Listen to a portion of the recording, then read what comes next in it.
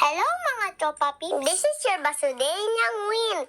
And together, let's have fun!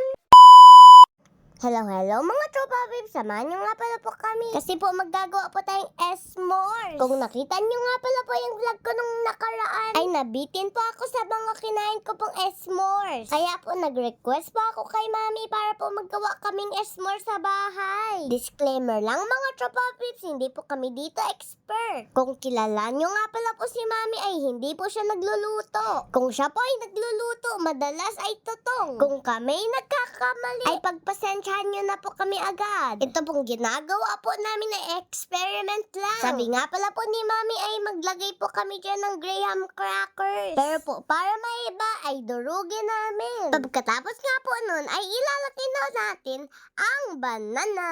I want to eat mallows and bananas. I want to eat mallows and bananas. Ayun na nga mga tropa peeps, hindi na ako nakahintay. Abay, gusto ko na to agad kainin. Halat lang dyan, Basudenyang Win! Excited na naman ang Basudenyang Win nyo. Tips ko lang nga po ulit. Pag nagagamit po kayong kutsilyo ay mag-ingat po kayo. Baka po kayo masaktan. Kaya dapat po, lagi may adult supervision. Hinahati-hati ko na nga pala po dyan yung mga saging. Pagkatapos nga pala po nun ay naglalagay na po akong mga mallows. Yung mallows nga pala po na napili namin ay may chocolate flavor na. Nung nalagyan ko na nga pala po ng mallows at eto na, ready for air fryer!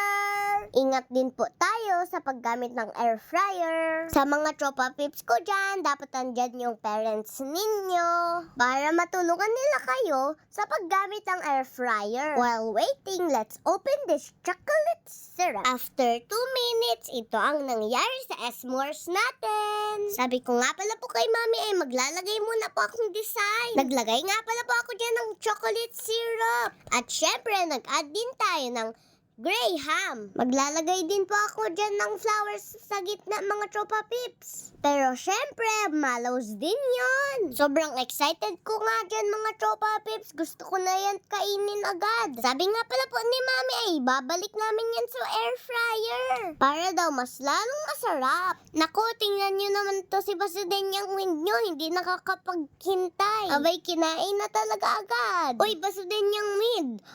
What mo na? Minalik nga pala namin yan sa air fryer for another 5 minutes. Ito na nga pala po yung gusto ko kasi nagpa-pop na po yung mallows ko. And Biola, ang ating s'mores ay tapos na. Wow, it looks so yummy. Excited ko na talaga po to kainin mga tropa peeps. Yum. So, this is satisfying.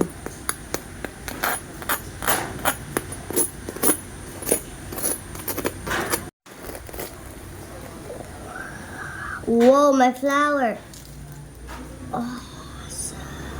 Yo. Yun nga pala po ang gusto ko mga tropa peeps. Crunchy outside, juicy inside. Sobrang sarap talaga nito mga tropa peeps. Try nyo na din. Pero mas masarap talaga po ito kung meron po kaming nilagay ditong chocolate Hershey's. Tingnan nyo nga mga tropa peeps, kahit mainit pa ay kinain ko na. At syempre, tatawagin ko din si Mama Loves para matry niya yung gawa ko. Mama Loves, sa tingin nyo po ba masarap yung ginawa ko? Wow. Mmm.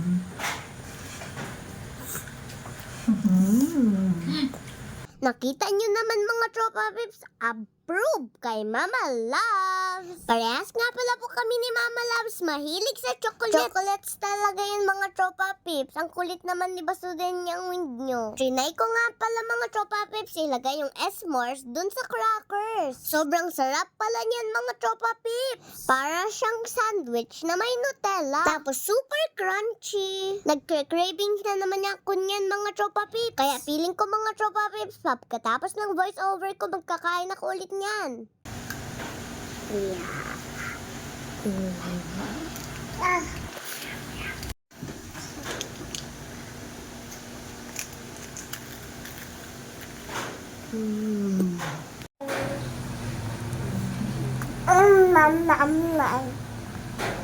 Tingnan nyo nga mga tropa Choba Pips, kahit si Cloud ay sarap na sarap sa gawa ko. Kaya hanggang dito na lang po muna. Try nyo din po ang ginawa ko.